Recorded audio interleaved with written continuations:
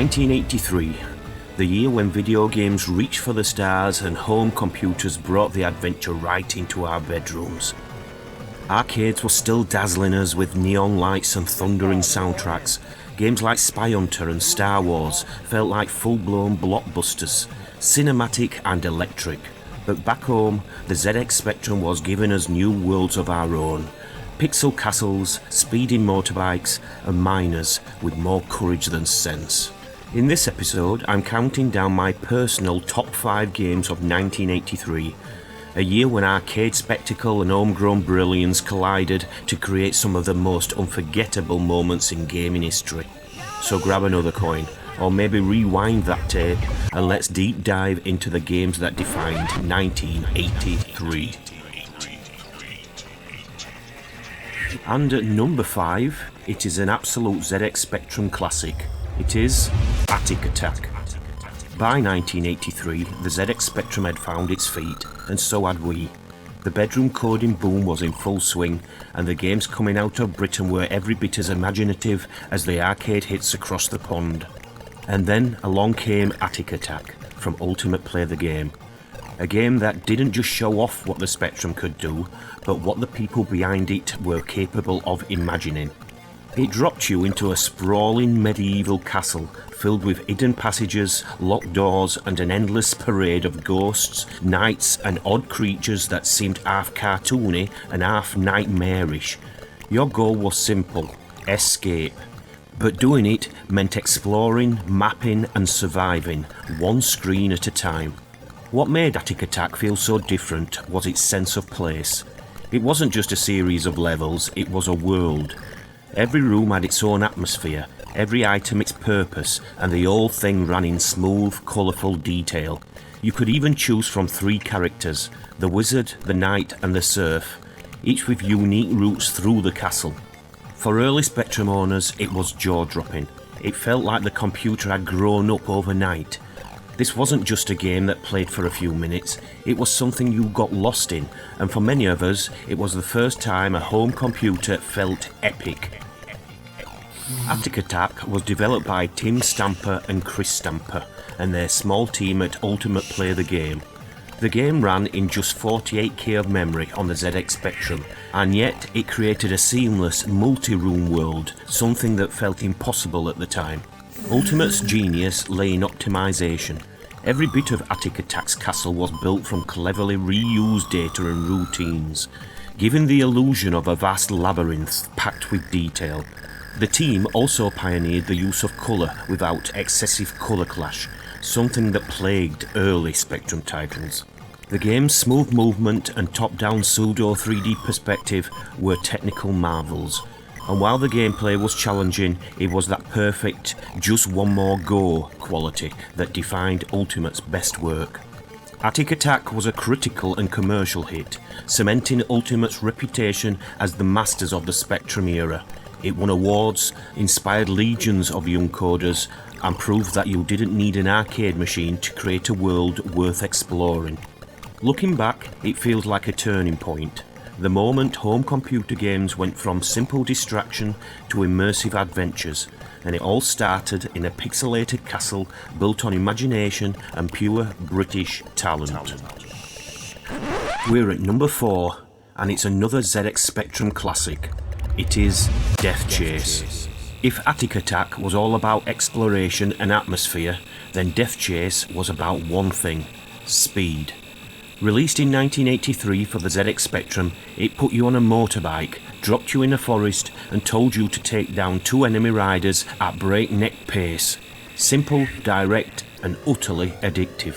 The screen filled with trees rushing towards you, created with nothing but moving lines of green and brown, was astonishing. You didn't just play Death Chase, you felt it. The sense of speed, the thrill of threading between trees at the last second, it was heart-in-mouth stuff. It felt like you were on a speeder bike in Return of the Jedi. The gameplay loop was beautifully straightforward. Chase down your 2 rival bikers, blast them with your lasers, and move on to the next round. No story, no gimmicks, just raw arcade action distilled to its purest form, and that's what made it so good. Death Chase became one of those games everyone talked about. The one that proved the ZX Spectrum could do slick, high-speed 3D style graphics with ease. It didn't look like anything else on the system, and even today it still feels fast and fresh. For a generation of Spectrum owners, it was the digital equivalent of tearing through the woods on your Rally BMX burner. Death Chase was written by Mervyn Escort and published by Micromega in 1983. It fit into just 16K of memory, yet delivered one of the most exhilarating experiences on the Spectrum. Escort's code pushed the system's limits with a clever use of perspective, scaling trees, enemies and explosions in real time to simulate depth. The result was a fast, smooth ride that felt like a technical miracle for the time. The minimalist presentation, just a handful of colours and sparse sound, worked in its favour. Every crash, every near miss stood out against the stark forest backdrop. The laser sound alone could make you grin. Despite its simplicity, Death Chase became a benchmark for fast action on home computers, and is still fondly remembered today as one of the Spectrum's greatest thrill rides. Decades later, retro magazines continue to list it among the most iconic games ever released for the system. In an age of colourful castles and cosmic jetpacks, Death Chase stood out for its boldness. It didn't just try to be anything more than pure pixelated speed, and in doing so, it became unforgettable. Right, my number 3 in 1983 is an early arcade classic. It is Spy Hunter. In 1983, the early arcades were full of spaceships, jungles and mazes, but then along came Spy Hunter, and suddenly you were in a spy film. Developed by Bally Midway, Spy Hunter dropped players behind the wheel of a G6155 Interceptor, a sleek, weapon-loaded supercar tearing down the highway at breakneck speed. You weren't racing for a finish line, you were on a mission. Every car on the road could be an enemy, and every second was survival. The action was fast, smooth and stylish. You fired machine guns from the front, launched missiles and even sprayed oil slicks to send enemy vehicles spinning off the road. And when the danger got too heavy, you could veer into a secret weapon truck and roll out with fresh firepower. But ironically, the thing everyone remembers most, that soundtrack. A driving, pulse-pounding rendition of Henry Mancini's Peter Gunn theme. It didn't just play in the background, it was the heartbeat of the game. That tune became as iconic as the game itself, instantly recognisable from across that noisy arcade. Spy Hunter was pure fantasy wish fulfillment, a blend of Bond and arcade brilliance. It made you feel untouchable for a few minutes, cruising the highways with a finger on the trigger and style to spare. Spy Hunter was designed by George Gomez for Bally Midway. Running on their custom MCR 1600 hardware, Gomez wanted to create a driving game that captured the tension and glamour of spy movies. And to do that, he and his team pushed arcade technology hard. The cabinet itself was part of the experience. There were two versions, a traditional upright model and a deluxe sit-down cabinet, complete with steering wheel, pedals and 2-speed gear shifter. It even featured rumble effects and stereo sound, cutting edge for the time. The scrolling road system was remarkably fluid, using clever sprite scaling and layering to give the illusion of depth and motion. And that soundtrack, the Peter Gunn theme, was chosen because Midway couldn't secure the rights to the James Bond music, but wanted something equally sophisticated and driving. And the result? An audio identity that defined the game. Spy Hunter became one of 1983's biggest arcade hits, inspiring sequels, home conversions and even a 3D reboot decades later. It also influenced a whole generation of vehicle combat games, from Chase HQ to Twisted Metal. Looking back, it's easy to see why. Spy Hunter didn't just give us a game, it gave us an experience. Fast cars, bigger explosions and a soundtrack that made every player feel like the coolest secret agent alive. And the big top 2. And again, it's a classic Spectrum game and a classic arcade game. But at my number 2, It is the specky classic manicminer.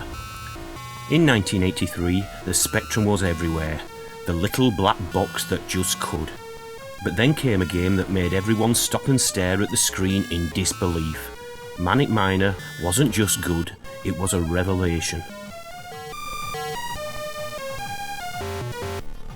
Developed by Matthew Smith, it dropped you into the boots of Miner Willie, an eccentric explorer tunnelling through 20 surreal caverns stuffed with deadly traps, bizarre creatures and treasures to collect. It was colourful, challenging and cheeky. A world full of conveyor belts, killer toilets and flashing graphics that felt alive. The first thing you noticed was the sound. Actual music. The opening bars of In the Halls of the Mountain King, tinkering from the Spectrum speaker as the title screen loaded. A tiny miracle in itself. And once you started playing, every jump and hazard was perfectly timed, every movement precise. manicminer had personality. It winked at you if you failed, teased you with impossible jumps, and dared you to master its patterns. Each level was a small puzzle wrapped in bright colours and British humour, equal parts frustrating and joy. For many of us, this was the first time a home computer game felt bigger than its machine. It had character, sound and style, and it made us proud of our humble little Spectrum. manicminer was created by Matthew Smith, a teenager from Liverpool, and published by Bugbyte, before later re-release under his own software projects label. Smith coded it almost entirely on his own using Z80 assembly, inspired by Miner 2049er arcade hit. What made manicminer remarkable was its technical precision. Smith engineered routines that allowed multiple colours on a single screen with minimal attribute clash, a feat many thought impossible. He also included background music, something the Spectrum's beeper wasn't designed for, by interleaving sound code with the game's main loop. The 20 perfectly designed caverns, each with distinctive themes, created a sense of variety and discovery.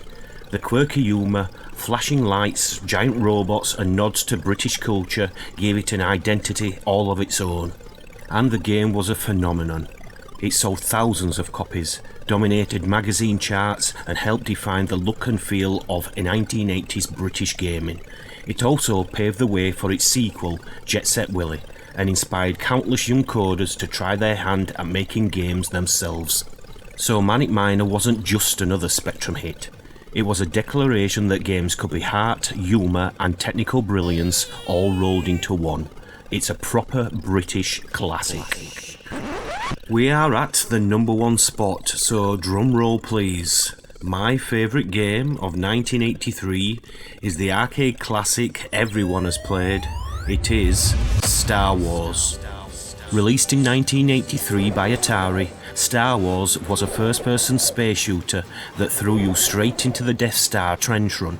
The moment that vector graphics cabinet flicked into life, it felt like stepping into the cockpit of an X-Wing. The lines, the sound, the sheer speed, it was magic. You gripped the flight yoke, heard the familiar hum of the engines, and the voice of Luke Skywalker himself rang out. Red 5 standing by. Then came the lasers. Bright streaks of colour slicing through the black void as waves of TIE fighters came screaming towards you. The Force wasn't just with you, it was you. Every stage built that tension higher. From the dogfights in deep space to that final, nerve-wracking run down the trench. The smoothness of those glowing vector lines made everything feel crisp, alive and fast. And when you finally fired that perfect shot and watched that Death Star explode, the arcade would erupt in cheers. For anyone who loved the film, this was more than a game. It was a dream come true. Star Wars wasn't about pixels or points, it was about being there. It turned imagination into reality, one glowing line at a time. Star Wars was developed by Atari and led by designer Mike Halley. Building upon Atari's expertise in vector graphics technology from earlier hits like Tempest and Battlezone, the game used Atari's custom Quadrascan vector hardware, capable of rendering smooth, glowing wireframe graphics with lightning-fast precision. The developers worked closely with Lucasfilm to secure those authentic sound effects and digitized dialogues from the film. an almost unheard of luxury in arcades at the time. Hearing real movie voices through the cabinet speakers gave the experience an authenticity no other game could match. The sit-down cockpit version became legendary. Surrounded by glowing screens and thundering sound, players felt completely immersed. The closest thing to flying an X-Wing without actually leaving Earth. Even the upright cabinet, with its yoke controller and booming stereo, captured the cinematic thrill. The Star Wars arcade game was a commercial triumph, selling thousands of cabinets and influencing an entire generation of designers. It proved that games could be a spectacle, storytelling through technology, and it paved the way for interactive experiences that blurred the line between film and play. Star Wars wasn't just the pinnacle of 1983, it was the point where arcade games truly went intergalactic. And that was that, 1983, a year that stretched gaming in every direction. From the eerie corridors of Attic Attack and the roaring forest of Death Chase to the high-speed chaos of Spy Hunter and the pure spectacle of Star Wars, 1983 was the bridge between two worlds. At home, we were loading cassettes and mapping out dungeons. In the arcades, we were flying through space and saving the galaxy. Whether it was the hum of the Spectrum or the buzz of an arcade yoke in your hands, it all came down to the same feeling. Excitement, wonder, and the thrill of something new. If you enjoyed this look back, don't forget to like, subscribe and share Nostalgia's deep dive with anyone who still remembers the glow of the CRT and the sound of that tape loading. Thanks for watching, and until next time, keep your cassettes rewound, your reflexes sharp and your hearts firmly in the 80s.